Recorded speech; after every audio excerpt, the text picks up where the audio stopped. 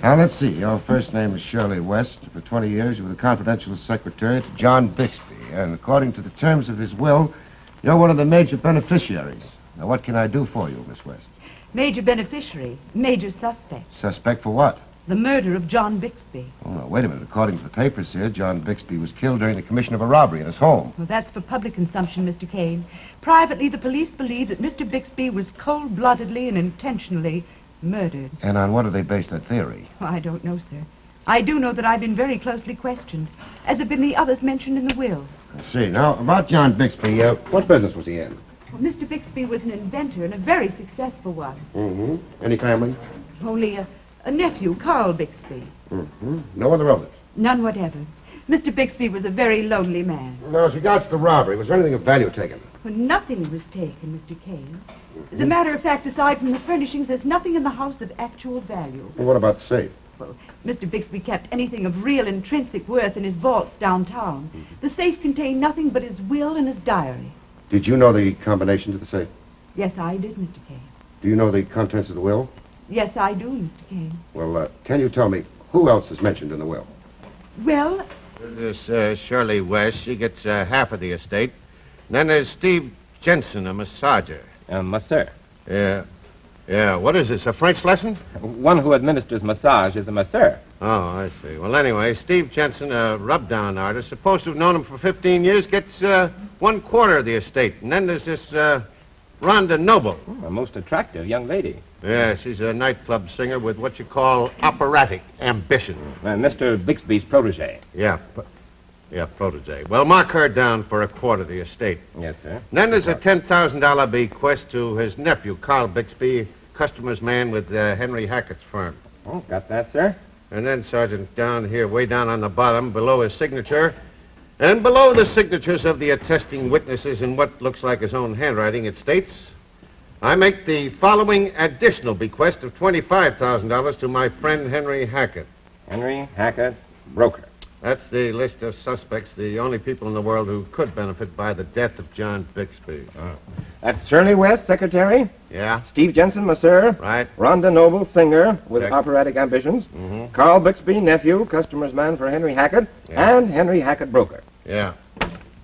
Oh, who let you in? Oh, hi. Oh, quick flash of the badge, a few well-chosen words, and here I am. You dig up a client out of that bunch? Correction, Captain. The client dug me up, Miss Shirley West. Oh, yeah? Sergeant, take this will down to the laboratory and have it looked over, but looked over good. Yes, sir. Goodbye. Goodbye, Miss Kane. Hi, Sergeant. What's the picture here, Captain? The picture is murder, Marty, with a fancy frame around it, and the fancy frame is a phony burglary setup. Now, would you care to sort of elucidate on that for me, Captain? Elucidate, eh? Yes. You talk like Sergeant Ross. Uh-huh. All right, I'll elucidate. This place was broken into, but whoever did it was no burglar. The locks were jimmied by a rank amateur. Mm-hmm. The locks, huh? Yeah. What about the safe? That's just it. The safe was opened better than any professional could do it. Get the figure? Not yet. Well, you see, whoever opened that safe knew the combination of it and tried to make this look like a burglary. No, wait a minute. According to Miss West, the only thing of value in that safe was the will and the diary. Yeah. Yeah. That puts a poser on it, doesn't it? Yeah? Now, why should anybody want to break in here and then open that safe? You're supposed to be a detective. Why, huh? Well, I don't know, except maybe to get a peek at the will, and then if they stood to gain by it, why, let them have it. Yeah, that's what we'd say, except that when we questioned him, we found out that everybody knew what was in the will. Everybody, that is, except Henry Hackett. Anybody hear the shots? Well, the servants did, but they're all way over on the other side of the house. By the time they got here, the intruder was gone. I see. Now, let me ask you something else, Marty. How long do you think a burglary like this would last? Well, I'd say, it wouldn't last or take over 20 minutes. Well, this one took over 2 hours. Over 2 hours? That's right. Well, now, how would you know that, Captain? Well, it's simple, my dear Marty. You know that massager? Yeah. Steve, Jensen. Jensen, yeah. Well, he was here last night about 9 o'clock. Gave the old man a rub down, then sort of tucked him into bed. What time did he leave? Left here at 10 o'clock exactly by that clock. You know, he gets paid by the hour, so he checked it. Well, after that, everything was nice and quiet. But we happen to know just about when this burglar was here. How come? Well, you see, Marty, this is an electric clock. It stopped at 11:10. By mistake, the burglar must have knocked out the plug. Now, by the time the shots were fired and the burglar was here, it was 2 o'clock. Now, why should anybody be here over 2 hours? Riddle me that one, Detective. Riddle me that one. Well, these are my findings, Sergeant. The writing down here, way down at the bottom of the will, the bequest to Henry Hackett was done in different ink from that of the signer of the will. It was also written much recently, too. Would you say the handwriting was the same? Offhand, yes. But if you people have got any ideas to the contrary, we'd have to concentrate upon that, and the burden of proof would be on us. Yes, of course. Also, the pens were different. That is, the pen used in the signature and the pen for writing the bequest to Hackett were different pens. Huh? Is there anything else? No, that's about it. Well, thank you. Thank you very much. Oh, you'd better take the will. Oh, yes.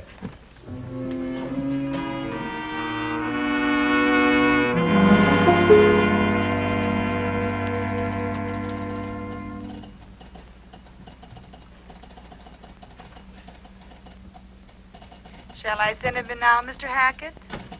Yes, please do.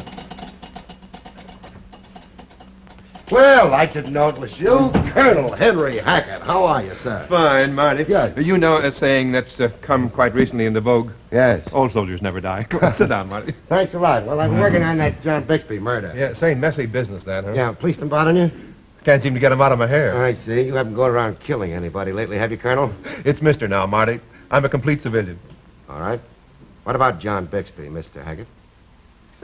Yes, Marty. What about him? The police are convinced that someone that was mentioned in that will murdered him. Yes, so they've been telling me.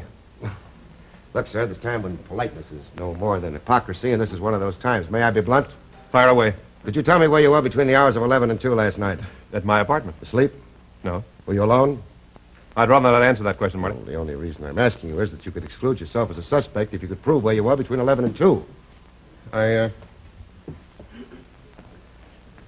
I still prefer not to answer that question, Marty. Suit yourself. Now, about that bequest in the will. Ridiculous. Absolutely ridiculous. Why ridiculous, Mr. Hackett? I was his broker, Marty. Nothing else. You see, we used to have a drink together occasionally, and I talked to him about his investments. And I don't think, all told, I saw the man more than 20 hours in all the years that I knew him. So why should he make any bequest to me? Could you use the money? Yes, I could. And at the moment, I could very well use it. I see. Mr. Cartwright would like to see you now. Thank you. I'll see him in a moment. Well, by the way, you have a Carl Bixby working here. That's right. Do you mind if I talk to him while you're talking to your Mr. Cartwright? Not at all, Marty. I'll send him right in for you. Thank you.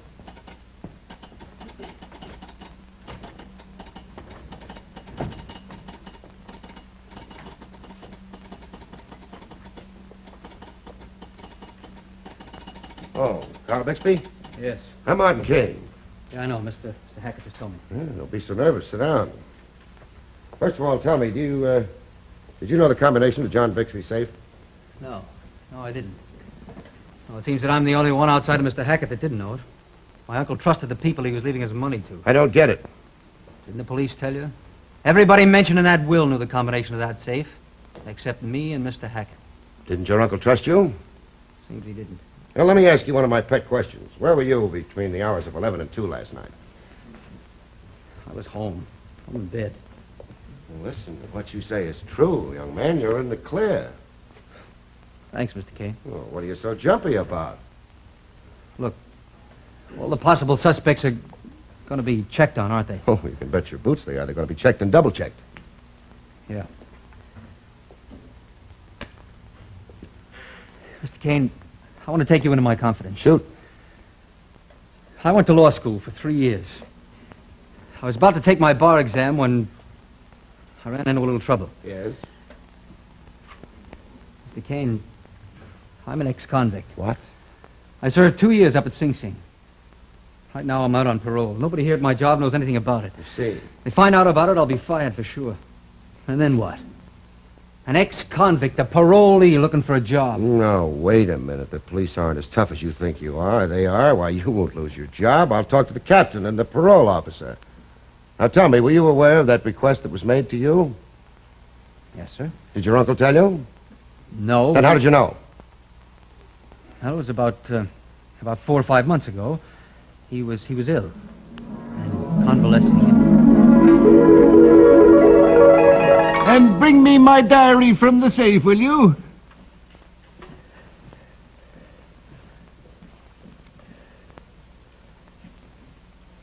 Thank you, Carl.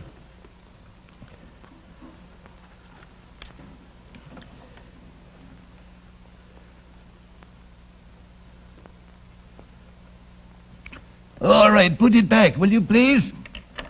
And Carl, you've been a pretty good boy. A pretty good boy. You've measured up much better than I expected. Oh, you've been a disappointment. A blot on the family. And I've never really forgiven you. But I may help you a little, Carl. Just a little. Mr. Kane, I want to be on the up and up with you. I did look in that diary. I guess I was curious, and I found out exactly what my Uncle Will was going to be, including my own bequest. Well, was there any indication in that will that Henry, or in the diary that Henry Hackett was mentioned? No, sir. Well?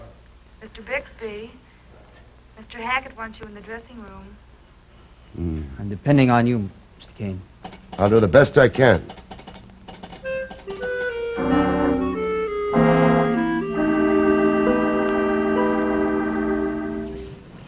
All right, Steve, that does it. Thanks, Shirley. You're a doll. Yes, a doll. And a murder suspect. As are you and Rhonda Noble. Where were you, Shirley West, between the hours of 11 and 2? Why, went to a movie. Got home about 11:45. Couldn't sleep. Read until about 3 and then popped off. How about you? Home in bed. Were you? Now, what do you mean by that? Look, Steve, I knew you wanted me to do these letters for you today.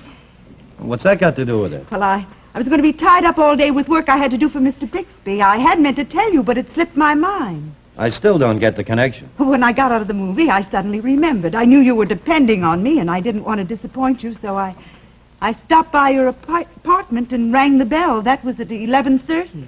So? There was no answer. So what did you do then? I went home. As I told you, I couldn't sleep.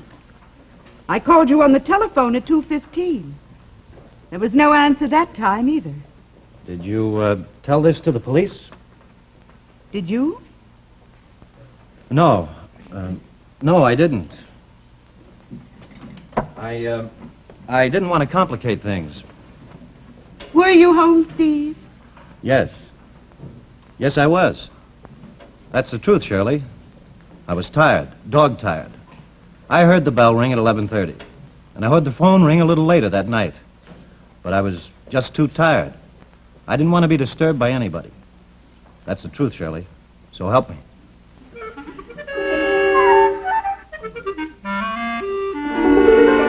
All right, come on, Hap. Will you get on the ball? Give me a pouch of Old Briar, please. Mr. Kane, if anybody else talked to me like that, I'm afraid I'd use my mild, sweet, good-natured temper. Oh. But here you are. Old Briar, the master mixture of rare flavor and aroma. Yes, I know all about it. Now, tell me what's the pitch, Captain. Well, according to Ross's report from the lab, the bequest on the bottom of the will was made sometime after the will was signed, a different pen and a different ink. Oh, what about the handwriting? Looks like Bixby. Seems to be the same handwriting that signed the will. Hey, what's the law book? Oh, I borrowed this from a little old librarian lady. I'm going to do a little heavy reading tonight. Reading? Yes. What about? Wills. I find them very interesting. Yeah? Well, got to be going. Where to now, Marty? Rhonda Noble. You going to do that heavy reading at a bar or some nightclub? Well, I'm going to try. See you later. I'll see you later. Okay. I'm going down to headquarters. If there's a cloud above, if it should rain when letting. Sorry to interrupt you, Mr. Kane, but she'll be through with the number in a few seconds. Well, just what are her exact hours? Well, I'll tell you now. She does a full routine upstairs. She comes down here for one number. She's through at 10:30. She goes out and comes back for the late show at 2:30. I see, and the same boyfriend picks her up every night at 10:30. Oh, yes. Same boyfriends every night at 2:30. Hey, not bad, eh? Oh, I'd say she's excellent. Thank you. Oh. I was told you wanted to talk with me. This is Martin Kane. Oh? Well, if it's on that John Bixby business, I'm going to tell you the same thing I told the police. I'm not answering any questions for anybody, period. But why, Miss Noble? Because I don't have to, that's why. If anybody thinks I'm mixed up in it, let them try and prove it. Everybody's got a private life. Mine stays private. What you'd call a hostile witness. Yeah. Call it what you wish.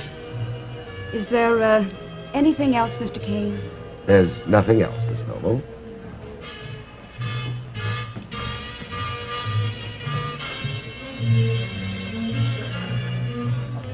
Hey, that's the boyfriend.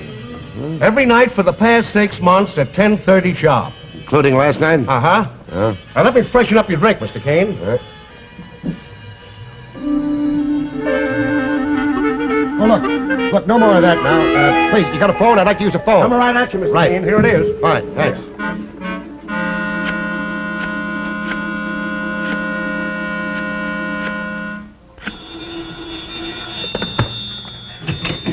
Hello. Oh, Marty, they told me to tell you as soon as you call. Yeah, the captain's having a big shindig with the whole bunch down at John Bixby's house. Yeah, a conference. A regular showdown. Okay. Yes, can I help you? Yeah, let me have a punch him out. Thank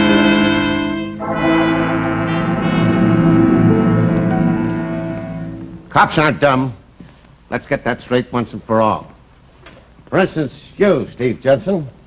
We happen to know that there was no answer to your doorbell at 11:30, and at 2:15 your phone didn't answer. And we know about you. You've been seeing this girl for the past 6 months. May I make a statement, Captain? It'll be a pleasure to hear from you, Mr. Hackett, and it's about time. Well, I met Miss Noble through Mr. John Bixby. Oh, yeah? Yes. We fell in love, and we intend to be married shortly. We didn't give this information to Mr. John Bixby because we thought he might not approve of her plans for being married. But from a practical viewpoint, Captain, it also might have jeopardized her legacy. Yeah, look, Hackett, we're not interested in all these things that you're talking about. But, and this is a big but, because of your friendship with this lady, you might have learned the combination of the safe from her. And in that case? In that case, what's to stop you from breaking in here, opening that safe, getting a look at the will, and pumping a couple of bullets into your friend Bixby, huh? Oh, now, wait a minute. Now, you wait a minute. The will verified what you expected. Rhonda Noble gets 25%, which makes it close to $1 million, and there's a booby prize for you of $25,000. You knock the guy off, and you're rich. Very rich. Yes, you make a nice husband and wife team. And we happen to know that you can use that dough right now. May I say a word, Captain? Well, a word from you? Why, who could stop you from saying a word? Go ahead, have that word. Make it quick, will you? Do you have the will on your person? The will on my person? Oh, yeah, sure. I got the will on my person. Oh, fine. Thanks. Oh, Mr. Hackett, would you write your signature on here, please?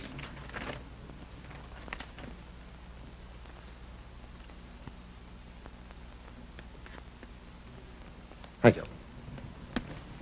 Why, the handwriting isn't even similar. You're absolutely right, Captain. Mr. Bixby, would you put your signature on there, please?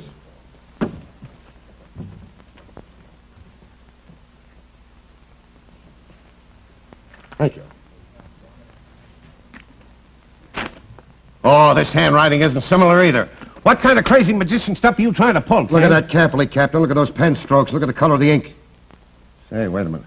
You got something there. What? You mean this guy forged the bequest to Henry Hackett? That's exactly what he did for over 2 hours here last night. You see, Carl is a professional forger. The parole board told me about that. They took Carl out of circulation for a couple of years because of his special talent in that direction. Sit down. You mean Hackett put him up to this? No. Then why did he forge a bequest of $25,000 in favor of Henry Hackett? I'm coming to that. He became interesting to me when he told me that he didn't know the combination of the safe. But that's what he told us. Then he told me another story about getting the diary one day for his uncle when he was ill. But how could he do that if he didn't know the combination? That's where he slipped up, just that once. Say, nice going, Marty. Yeah.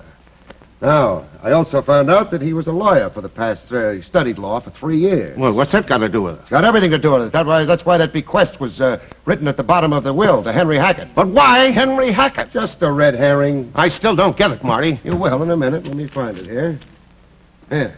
It says, a will to be valid must be subscribed by the testator at the physical end. Otherwise, probate will be denied. Oh, yeah? If, after the signature, there is more writing of a depository nature, then the will is not signed at the end and is void in its entirety. My authority, in Ree Robinson's Will 103, New York Supplement, second, page 967, decided April the 20th, 1951. Hey, it's beginning to creep up on me. So, if he could have gotten away with it and the will was thrown out, no will, who would become the beneficiary? He would. He's the only living relative. Well, that's very good work, Marty. Nice That's going. the point, huh? Yeah. So, man commits a murder. He gets rid of the gun, the knife, the ice pick, because he knows it's going to be used against him. Yeah. But a little old fountain pen here, all he does is put it back in his pocket and forget about it. It puts me in mind of the old axiom, Captain. And what is that, Marty? Well, even in these times, the pen is mightier than the sword.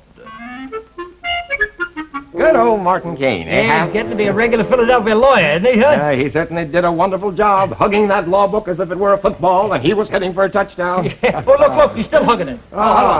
Say, listen, a little old librarian lady will be along here, and she wants this. I'm not in the mood for But little Mr. old librarian ladies. Mr. Kane, Would you give her to her for me, please, But Sergeant? Mr. Kane, Well, look, please, as a special favor. Of course, if you wish. Thanks, Martin, she Right. called and she... No. But listen, she said that she was... I'm sorry, I've got time. I was told to pick up a law book. A law book, right here. Yes, miss, I have it right here. Yes, but the book read out is the one... Listen, I'm trying to tell you. The old lady called and said she was sending her daughter down, or maybe next time you listen. Yes, Happy. The next time I will definitely listen. Good night, Happy. Good night, Martin. Good night, folks. See you next week.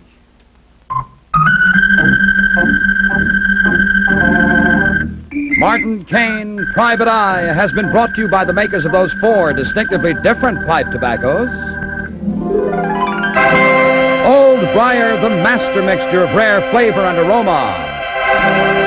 Dill's Best, flavor cut for extra mildness and cool smoking. Model so high in quality, so low in price. And Tweed, the shaggy rough cut tobacco. One of the 4, just right for your tobacco taste.